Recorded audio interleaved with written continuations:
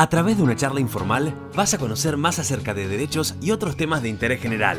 Con una mirada local, Abelardo Mesa Aguerre te trae El Misionero, Derecho y algo más. El invitado del día de hoy es abogado, especialista en Derecho Penal, ha ejercido la docencia durante más de 30 años y durante ese tiempo se ha tornado en un referente indiscutido en la materia en la provincia de Misiones. Se destacó muchísimo como abogado defensor, pero en un momento dijo basta y se pasó del otro lado. Actualmente ejerce la magistratura como vocal de la Cámara Penal justamente. Estoy hablando de José Mas. José, ¿cómo estás? ¿Qué tal? ¿Cómo estás? Me gusta verte y saludar. El gusto es mío.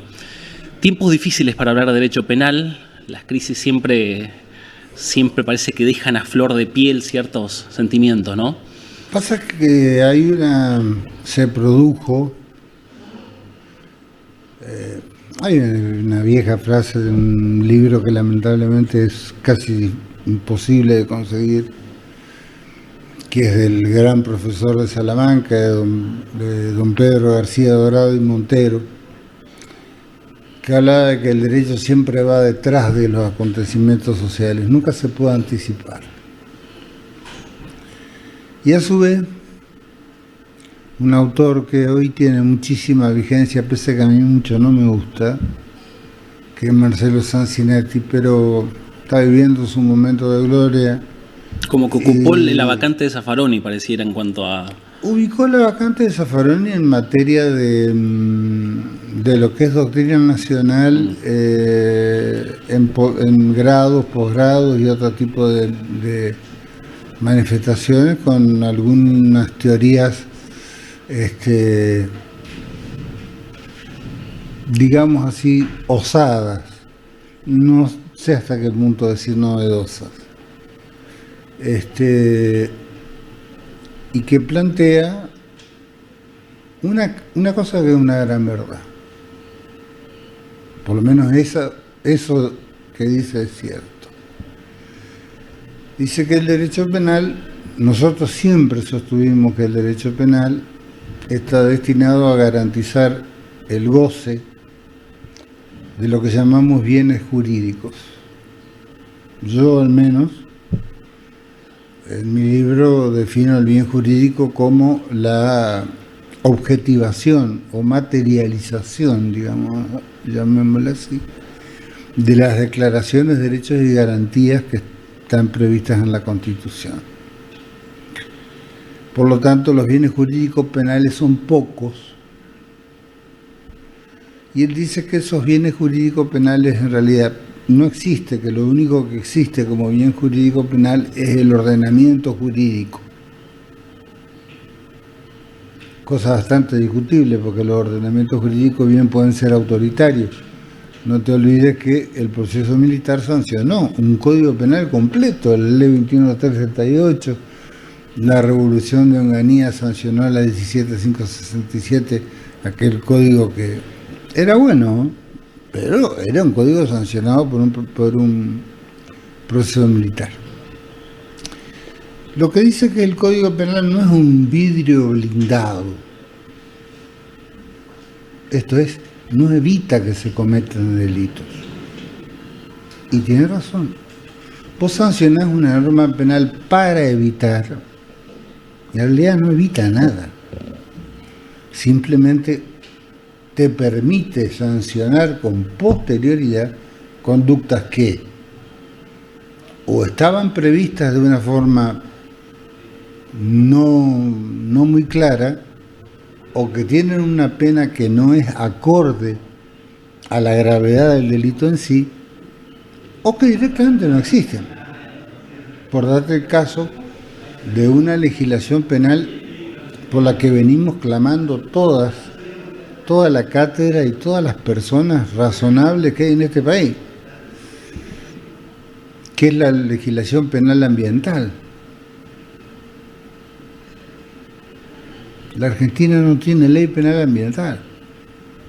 Quiere decir que las provincias tienen que hacer un sobreesfuerzo, pero tienen limitaciones, porque más que multas no pueden imponer.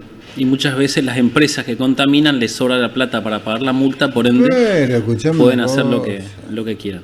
José, ¿cómo impacta la crisis en el derecho penal? Porque tengo la sensación que tiene una relación muy íntima, ¿no? Mira, ahí podemos llegar a dos, a una cuestión que es juicio por un lado y prejuicio por el otro. Por un lado, ciertamente, un conjunto de situaciones sociales dan la impresión, por lo menos eso estudia la criminología, no el derecho penal, pero sí la criminología lo tiene muy estudiado, de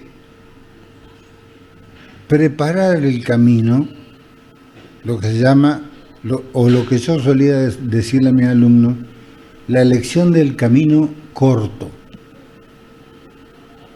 Vamos hacia lo corto. Los ejemplos que vienen de arriba no son muy edificantes.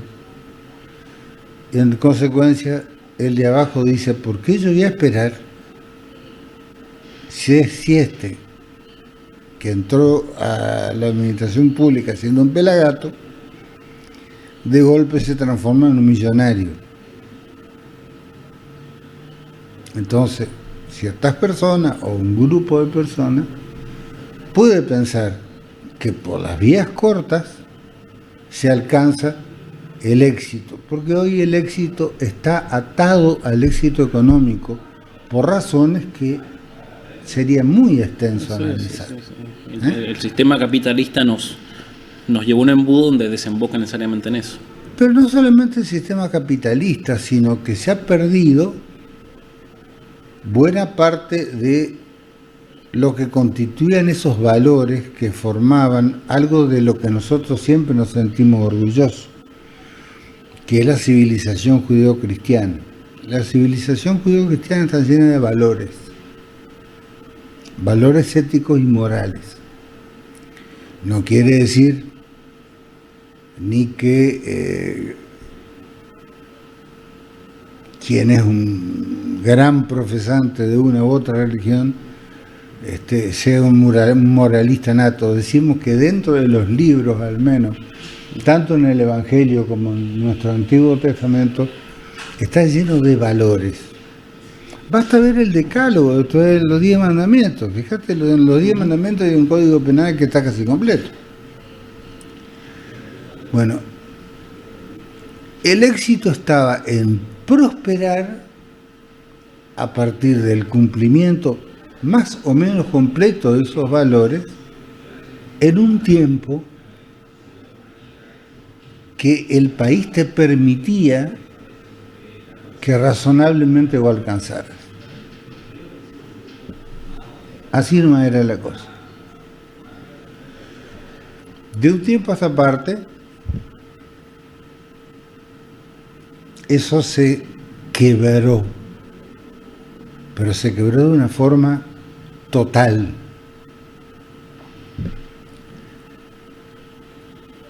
Si son capaces de robarse la comida destinada a los comedores escolares, es que ya estamos en el horno, hermano. Es decir, hay un problema muy serio.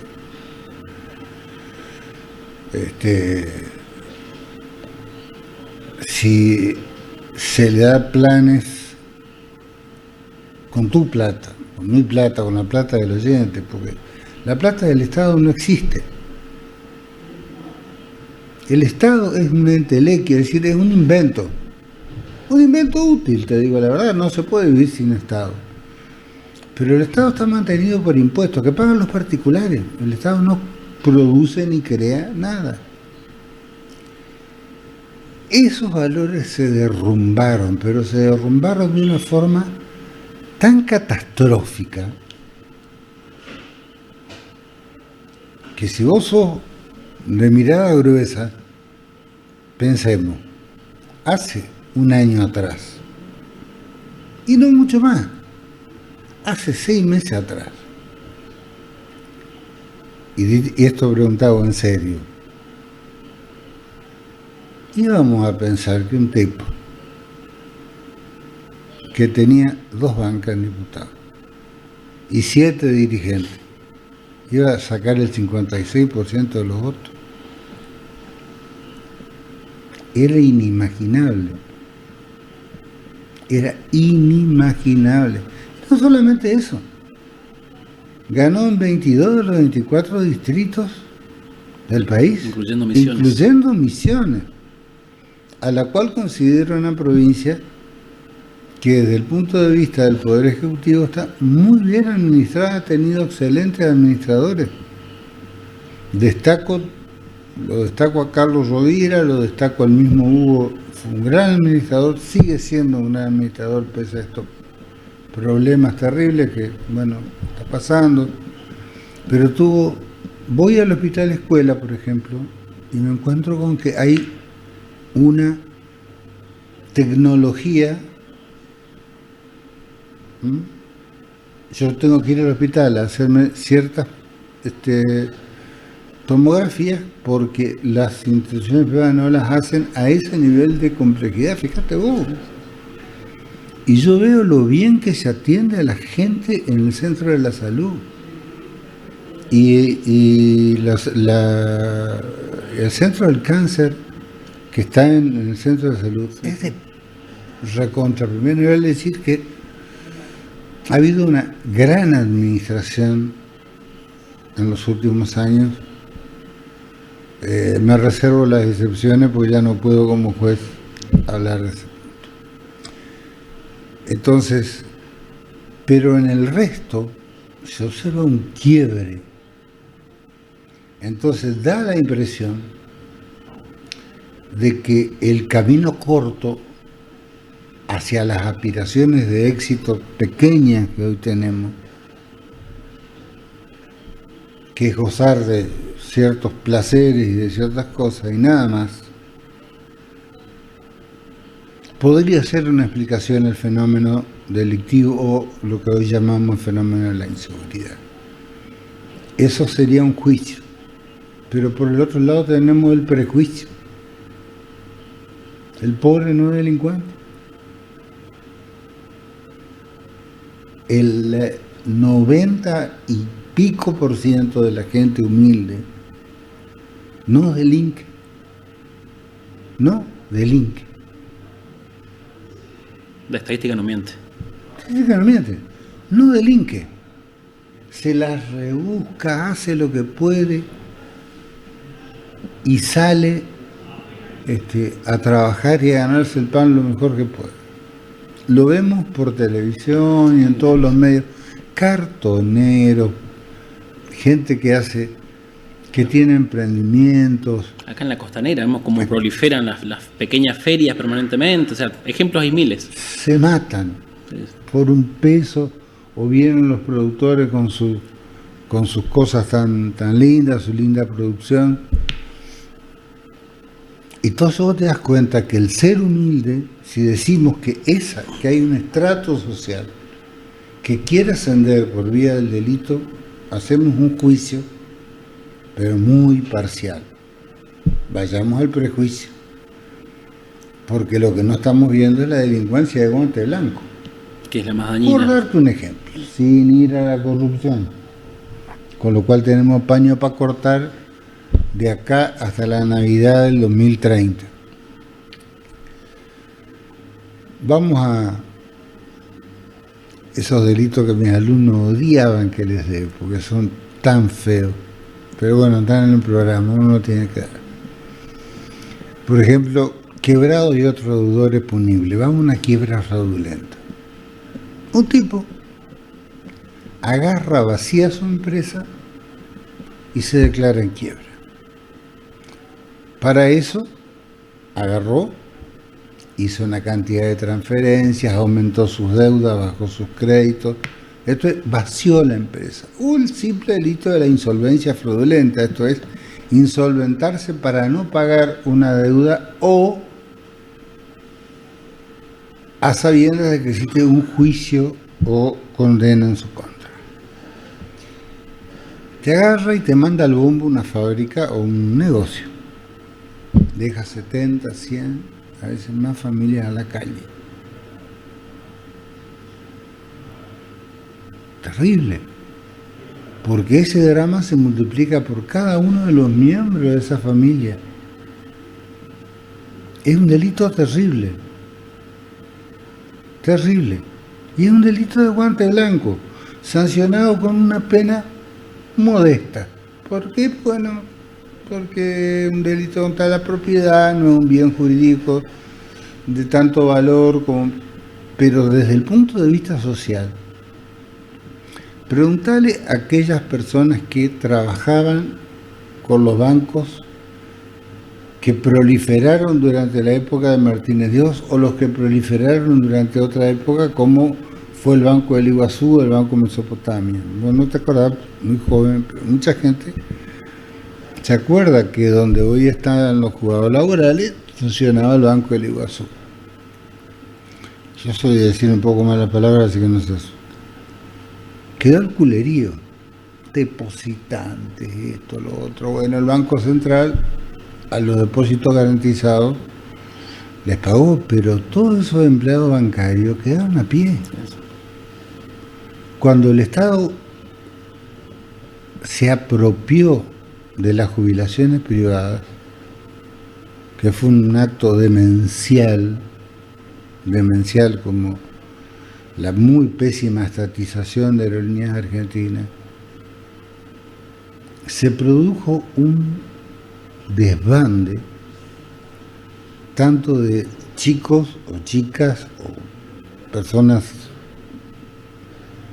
que vendían las jubilaciones privadas, ganaban su comisión, y la jubilación privada era un muy buen sistema que se inventó y no se lo dejó andar, Pero quienes llegaron a jubilarse, quienes tuvieron la suerte de jubilarse por el sistema de jubilación privada, hoy se matan de risa de los que están jubilados por la jubilación de reparto, que es la actualmente vigente. Ganan 3 veces lo que ganaban ellos. Ah, miramos.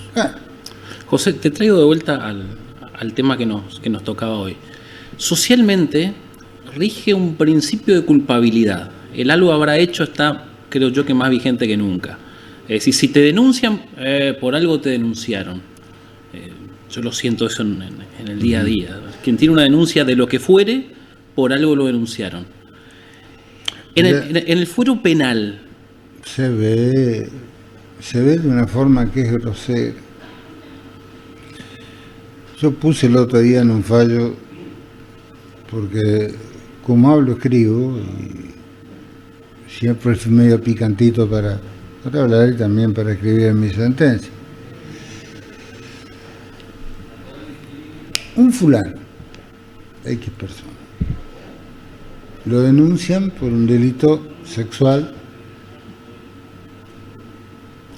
No había ni certificado médico de la víctima, ni más nada que la denuncia.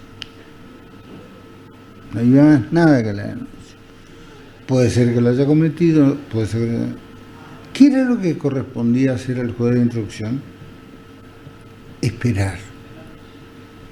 Hacer unas pruebas más, redondear una probabilidad de que esa persona haya en efecto cometido.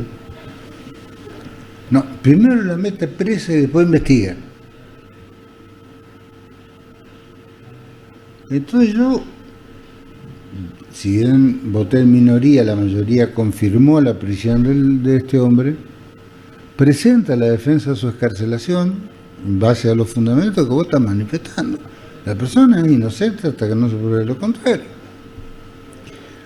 Entonces yo digo, este es un sistema de vaya preso ahora, pruebe después. Está el solve et repet en el fuero tributario y en el fuero penal. Vos sabés que justamente pensé en el solve repet. Solve repet es básicamente pague y jódase, es decir, pague y llore después. Bueno, acá es preso y llore después. Entonces yo quisiera explicarle a la gente que hay una muy gran diferencia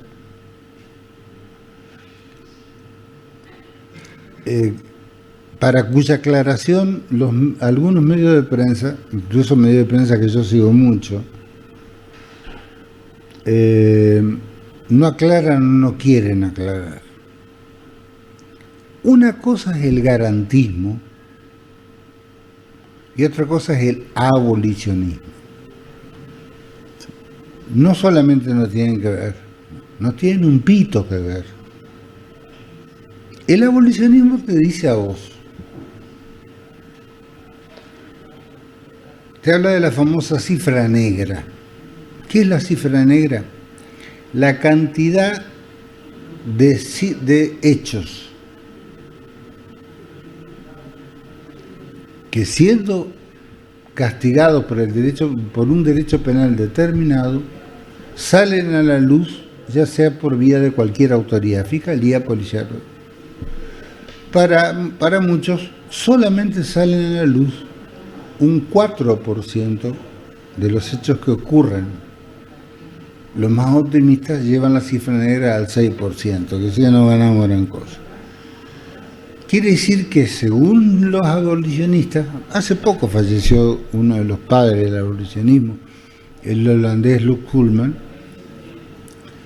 decía, evidentemente, el derecho penal, con todo lo costoso y tremendo que es el aparato represivo del Estado, no solamente no soluciona, sino que ataca un 4% de los casos, implica que ese 96%, que es la cifra blanca, se solucionan de una forma, llamémosla así, espontánea. Según ellos, se canaliza el conflicto por vías que no son las judiciales, con lo cual la existencia del aparato represivo del Estado sería inútil y el derecho penal también. Cuando vino Koolman le preguntamos, ¿pero qué hacemos con los delitos graves? Porque hay cada cosa, ¿viste? Y Koolman dice, yo les traigo la pregunta, no la solución. Eso es el abolicionismo. El garantismo es otra cosa. El garantismo es un derecho penal del Estado de Derecho. Entonces, yo no es que sea garantista por elección. No puedo ser otra cosa porque así es nuestra Constitución. Y los jueces juran por la Constitución.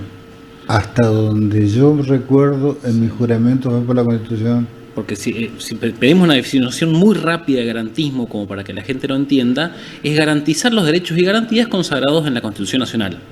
Entonces no se puede no ser garantista. O sea, un juez que no es garantista es un delincuente. Cualquiera que diga, vos o yo. Acá estamos hablando desde la comodidad de este hermoso estudio, fin bárbaro, bien atendido, bien acompañado. Cuando a mí me tocaba trabajar de defensor, estaba en una silla en la cual estaba haciendo un trabajo para el cual se me había pagado y que era cómodo. Si a mí me iba mal o bien, si me iba bien tenía un triunfo profesional que siempre es muy lindo, es muy grato. Pero si no, me iba a dormir la siesta a mi casa. Como se lo dije a un juez que no me tenía simpatía. Mire, si usted lo condena porque el defensor soy yo, usted es un tonto. No fue la palabra que utilizó seguramente. Porque el preso es él. Yo me voy a mi casa.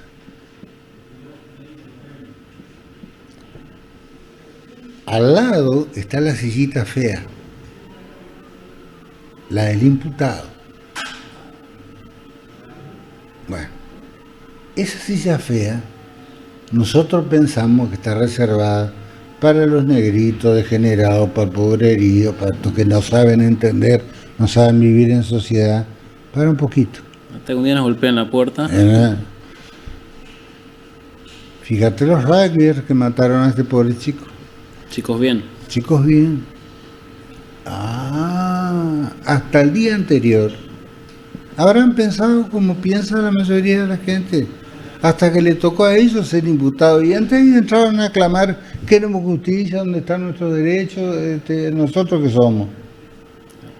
Entonces piense que una persona, cualquiera, bajo cualquier circunstancia, por dar un ejemplo,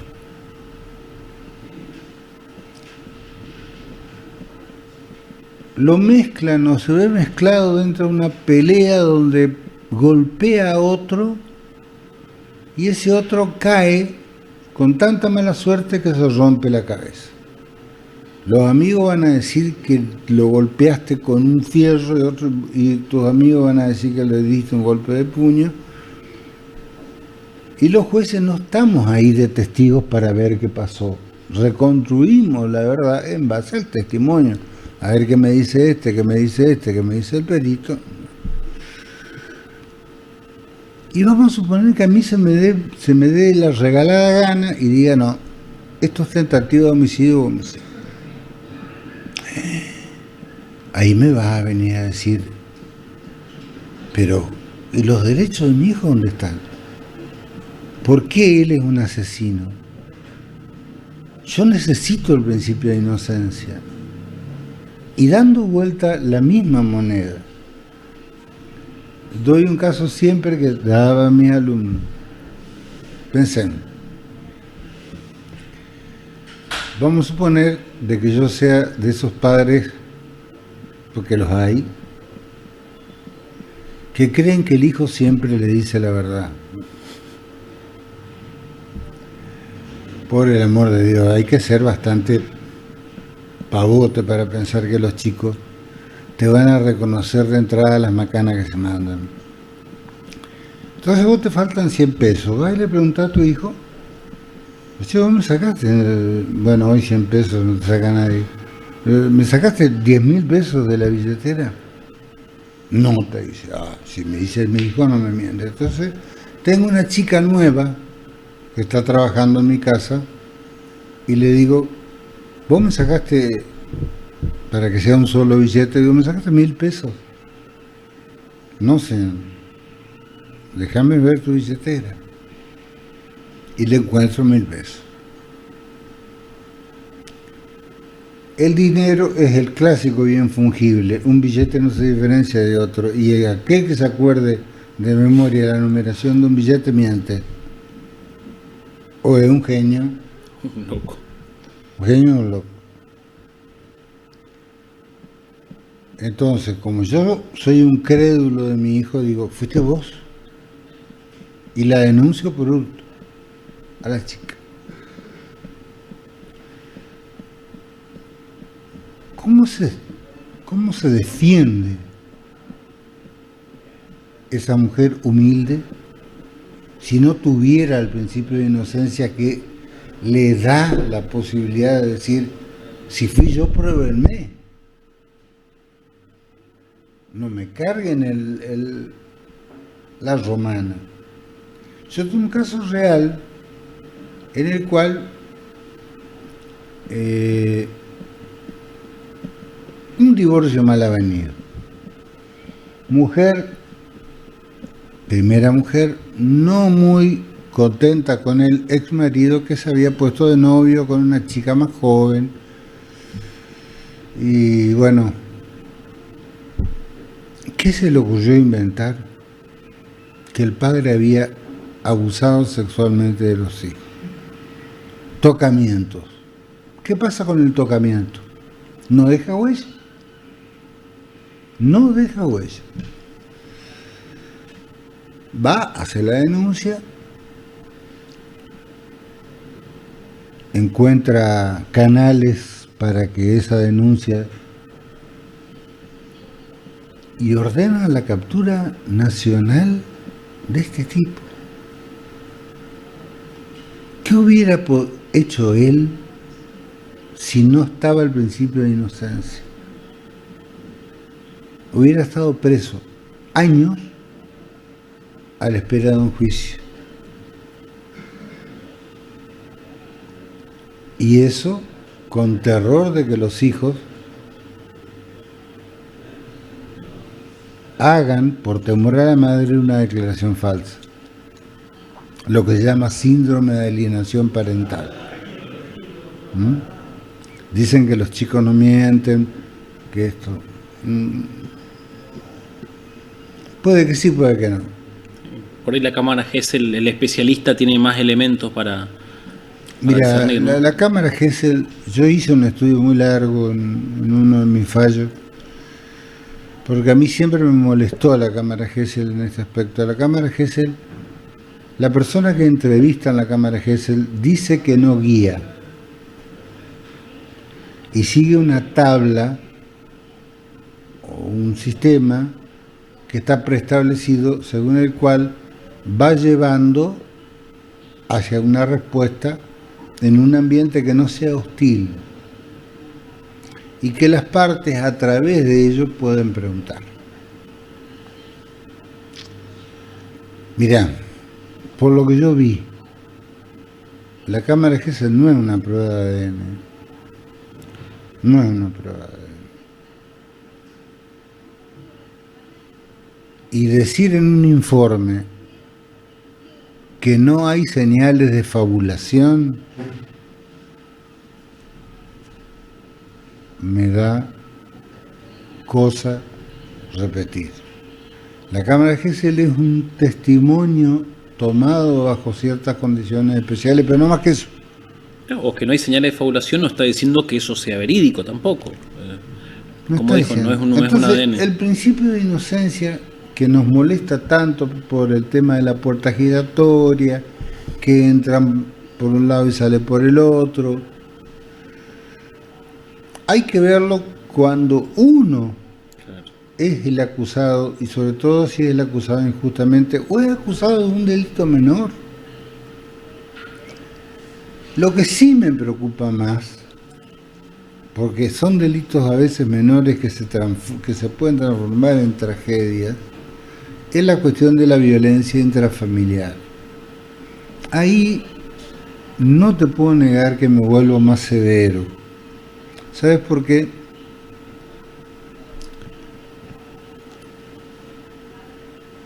Normalmente el promedio de las mujeres son más inteligentes que los hombres. Eso es lo que yo creo.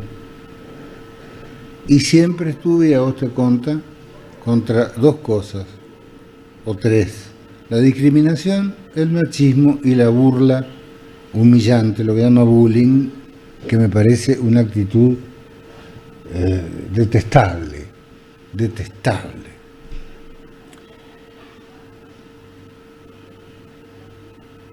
¿Qué le pasa a los tipos que no se resignan a que ya no va el asunto?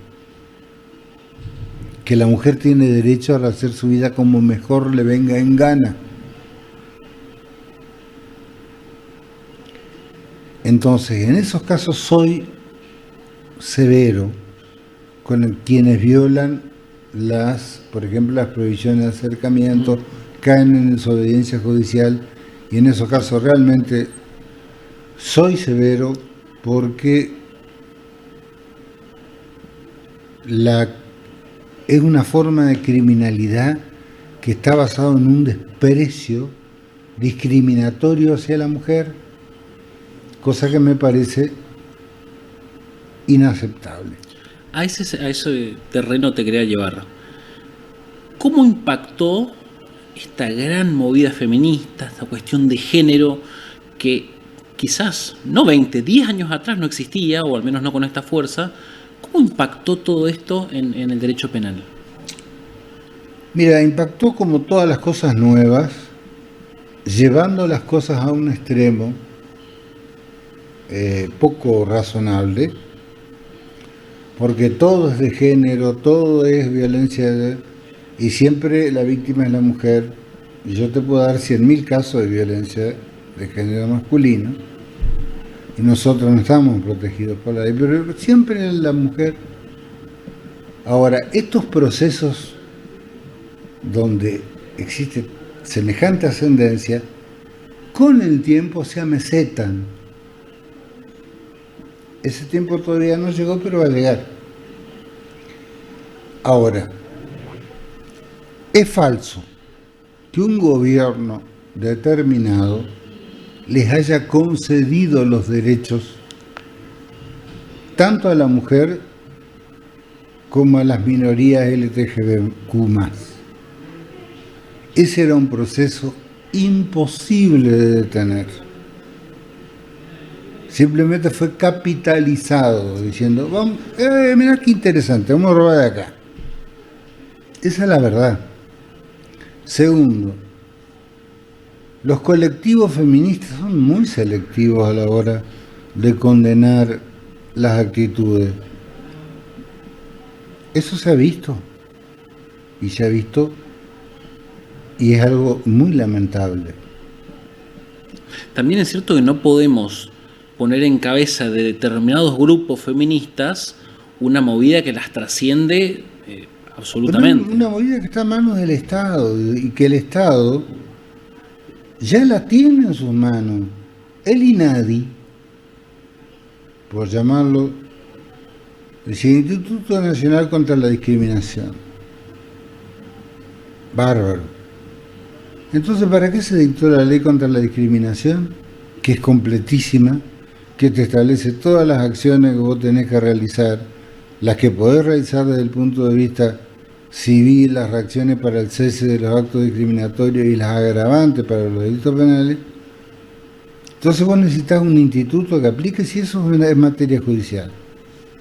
Entonces son ese tipo de cosas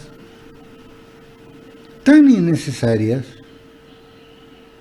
Hoy una mujer, para poder saber cómo defenderse, con recurrir a la Secretaría de Acceso a la Justicia del Poder Judicial, tiene toda la información que necesita.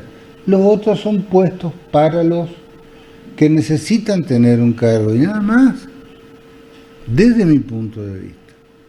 Lo que sí no se está observando es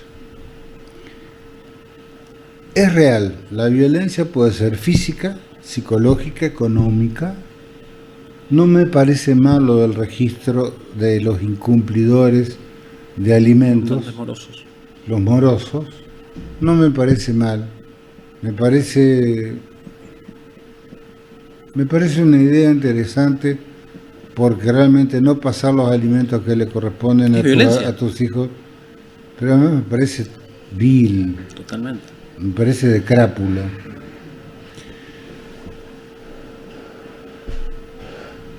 Entonces tenemos la violencia psicológica, la económica, la sexual. Si vos vas a tu casa, vos hombre, hay una película norteamericana que se llama Men's Don't Tell, los hombres no cuentan.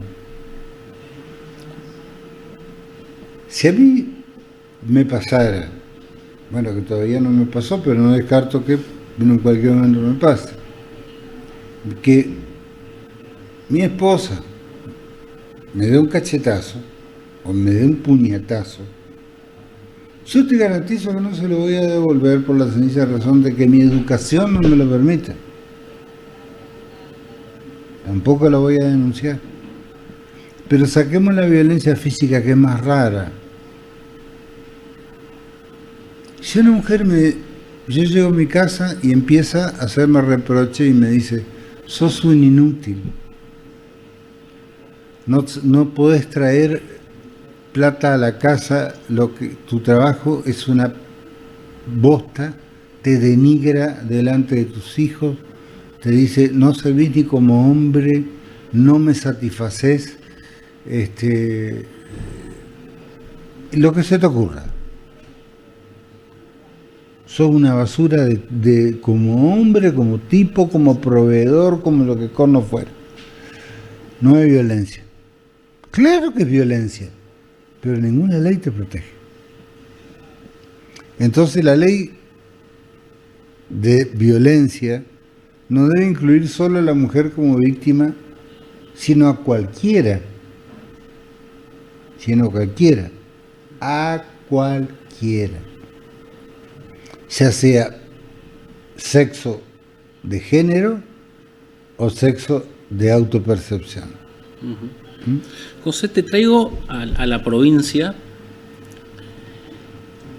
El mundo entero, o al menos lo que pudo apreciar, tiene un fiscal que investiga, con toda la policía que lo responde a él, con un juez de garantía que se limita a controlar que no se violen las garantías del imputado. Exactamente. Y por ahí va la cosa. Nosotros, los misioneros, seguimos con la vieja usanza, con el juez de instrucción, que es quien en definitiva hace todo, el fiscal, que el rol del fiscal como que no está claro en un contexto donde el juez en definitiva es el que Trabajan investiga. más bien en conjunto, quiere decir que el defensor queda como solito su alma. La pregunta es, ¿por qué somos los últimos, metafóricamente? ¿Habrá alguna que otra provincia más? De Santa Cruz, es la Santa única Cruz. que queda. ¿Cuál es la respuesta a esto? Esto es una cuestión que cuando se hizo la última reforma del Código Procesal Penal, muchos que fuimos invitados, les advertimos que la reforma era una pintada de cara. El Código seguía siendo inquisitivo. Lo inquisitivo no es un nombre caprichoso, sino te remite a las formas procesales de la Santa Inquisición. Esto es un sistema en el cual no existe igualdad de armas entre el acusador y quien lo defiende. El sistema acusatorio, que es más viejo que la humanidad, porque viene de la Grecia antigua. Yo doy como ejemplo el de Sócrates, o el del mismo Jesucristo. Si será viejo, ¿no? Mirá si será viejo. Y hoy parece ser una gran novedad. Yo creo que es hora de que la provincia de Misiones, que es tan avanzada en tantos aspectos, fíjate vos, según lo que me han contado, hay un avance en la tecnología, en la robótica, en la investigación. Misiones es punta en ese sentido. Cuando yo vivía en otra provincia, Misiones era un faro de progreso. Debería hacerlo también en este aspecto, esto es, establecer el sistema acusatorio. Yo no sé cuáles son las dificultades de tipo presupuestarias que puede existir. No me vienen a la mente, tal vez por desconocimiento, de lo que es la administración de fondos de cómo se administra económicamente la justicia. Pero supongo que no debe ser tan costoso porque provincias bastante más pobres que la nuestra lo han instaurado, como Corrientes, Chaco. Y de 24 a 22. 24, son 22 distritos que han instalado el sistema acusatorio. Sé que se está trabajando una comisión en la Cámara de Representantes. Espero que no sea como diría el general Perón, cada vez que vos querés que algo no salga, hacer una comisión. Pero sé que hay gente, y gente muy capacitada, tratando de establecer el sistema acusatorio y ponerle fin al sistema inquisitivo, que es muy malo. Independientemente de ser malo, la pregunta por ahí es obvia, pero la tengo que hacer. ¿Es compatible con una constitución nacional de corte liberal como la nuestra? No. Y eso es lo que ha dicho la Corte en reiterados fallos. En Deise de Fraticelli, en el fallo Tejerina, sobre todo en Llerena. La Corte ha dicho, ha interpretado determinadas circunstancias, tomando en cuenta de que la Argentina, al haber suscrito los pactos internacionales que elevó a rango constitucional, prácticamente se obligó a la adopción de un sistema acusatorio.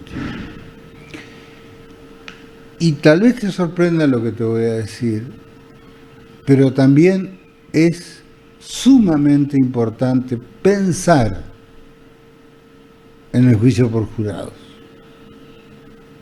El juicio por jurados en los lugares donde está funciona muy bien. Primero porque es optativo.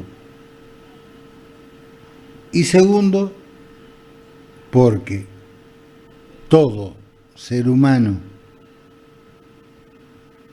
del nivel social educacional que sea, tenemos un sentido de lo justo. Nos viene dado un sentido de lo justo. José, antes de pasar a una pregunta personal, te hago una pregunta que acepto un paso como respuesta. ¿La policía, las fuerzas de seguridad, pueden cortar una ruta, pueden cortar una calle? Si bien yo vengo de una generación en la cual los uniformes nos daban urticaria. Bueno, ya me pasó esa urticaria. Yo estaba en la facultad en pleno proceso que quisiera la policía, no lo podía ni ver. Pero pasado ya 40 años de democracia, estos policías ya no tienen nada que ver con aquello, ni siquiera los militares tienen que ver con aquello. Es un tema que pasó. Los dinosaurios fueron desapareciendo. Los dinosaurios, como diría Charlie, tienen que desaparecer. Y desaparecieron. Pero no pueden hacer lo que están haciendo.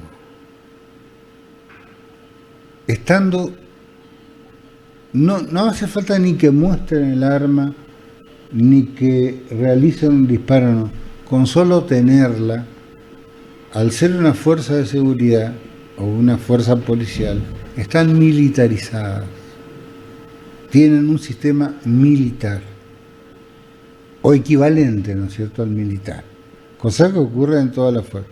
Es decir, tienen un sistema de ascenso, etcétera, etcétera, reglamentario, que si vos lo ves en las Fuerzas Armadas, lo ves también reflejado en las demás fuerzas de seguridad, llámese Gendarmería, Prefectura, Policía Aeronáutica, Policía Federal, y también en las policías provinciales y en los servicios penitenciarios, tanto federales como provinciales. Es decir, no pueden, pese a lo justo que puede ser el reclamo, cortar nada. Ellos están a las órdenes del poder civil. Mala época, ajuste, todo es comprensible, pero no lo pueden hacer. Bien. No lo pueden hacer. Sí lo pueden hacer con todo derecho, como lo hacen los docentes, el personal de sanidad, que francamente desearía desde el fondo de mi corazón que ganaran lo máximo posible. Sí, sí. Y algún día llegará. No sé si estaré aquí en este mundo. Te llevo ahora a una faz personal. Durante muchos años fuiste, me atrevería a decir, si no el defensor más destacado de la provincia, pegan el palo. Es decir, caso rotundo, caso fuerte que había. Me tocaron casos muy interesantes. Muy fuertes también. Fueron en cierto aspecto, sobre todo cuando llegaban a la etapa del juicio oral, eran divertidos, a mí me encantaba. Siempre me gustó mucho el juicio oral, ir al juicio oral. Por eso yo la pasaba bien durante los juicios orales. Algunos colegas escapan al juicio oral como a las tormentas eléctricas, pero a mí me divertía. Ya venía de corriente con una larga práctica de juicios orales muy divertidos, francamente llenos de anécdotas. No ganábamos un peso, pero la pasábamos bárbaro. Recuerdo un choque más picante. Era interesante. Yo que lo veía de afuera. Vos sabés que podría decirlo, pero que descansen en paz los muertos. Lo que me cansó fue precisamente parte de eso. Me cansaron los jueces. Mirá vos qué Si no, contrario. si no puedes con tu enemigo, Me cansaron los jueces. Vos preparás un escrito con doctrina, jurisprudencia, esto, aquello, pones tu mejor. Por eso siempre le dije a mis alumnos y a los colegas más jóvenes, tengan respeto por su firma. Es decir, la firma de uno tiene que ser un sello de prestigio. En consecuencia, cuando vos firmas un escrito, tiene que ser bueno porque ahí va tu firma. No presenten tonterías sin pensar, y si no saben, pregunten, cosa que yo hice millones de veces. ¿Cuántas veces lo habré llamado a quienes fueron mis profesores? Y a ellos mismos me han llamado a mí después. Es decir, la vida es un intercambio de conocimiento dentro de la ética profesional que no afecta a nadie. y teniendo en cuenta los dos roles, como abogado litigante y como juez, hoy camarista, ¿en qué se asemeja, en qué se diferencia el proceso con el cual encarás el trabajo? Es decir, antes tenía que diseñar una estrategia de defensa, hoy por hoy recibís el expediente y tenés que simplemente emitir un dictamen. ¿Qué diferencias? No, las diferencias son grandes. Aunque hay un punto en el cual se unen.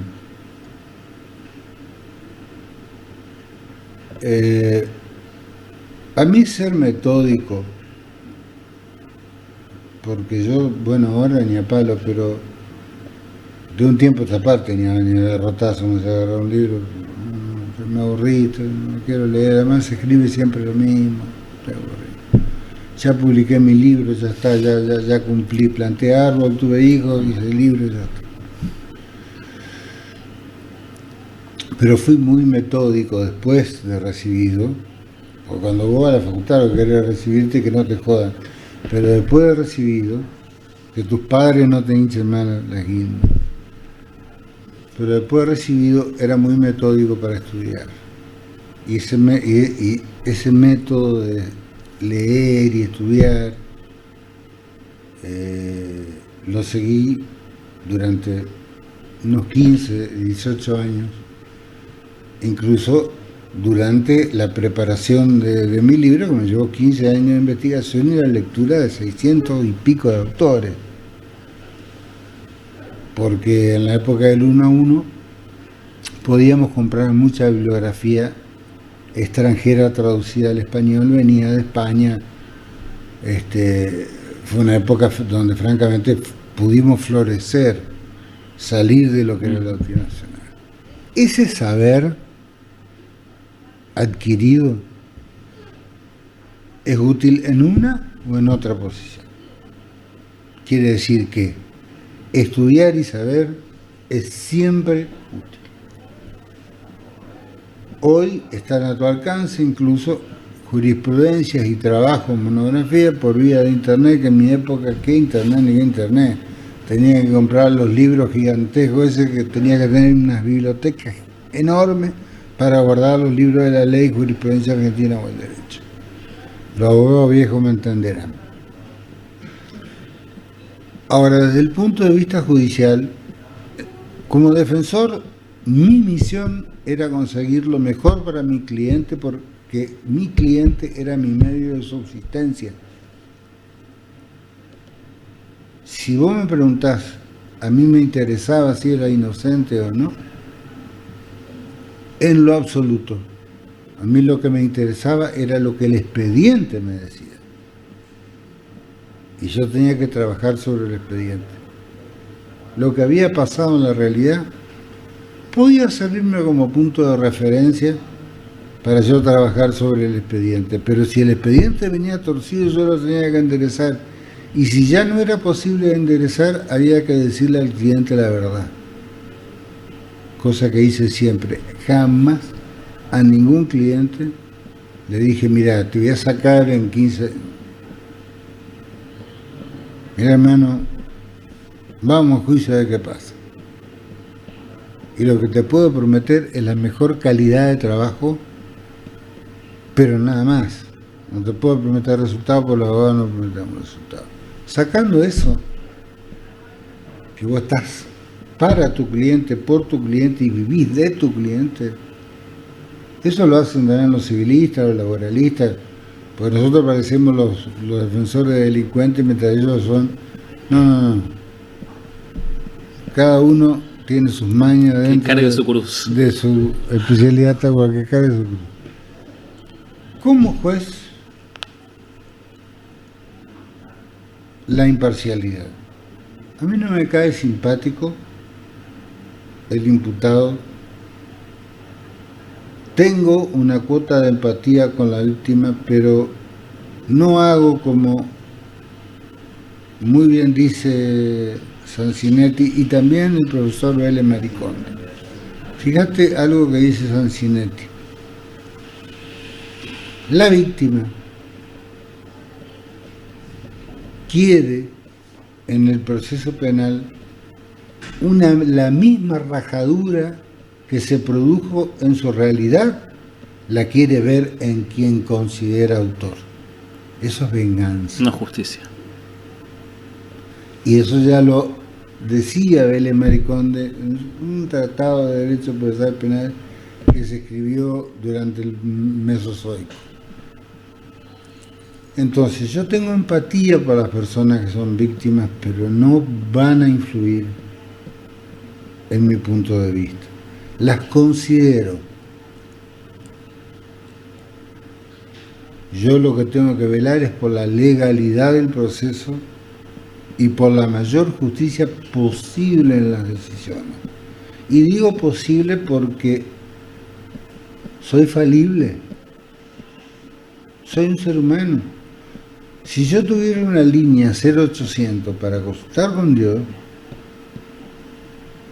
bárbaro, agarro, llamo, le consulto. Fue este tipo. Eso lo tuvo Bianchi y ahí terminó, me parece. Terminó. El único que tenía línea directa con Dios fue nuestro Carlos Bianchi. El resto, te doy cuenta, lo único que podemos hacer es ser lo más justos posibles.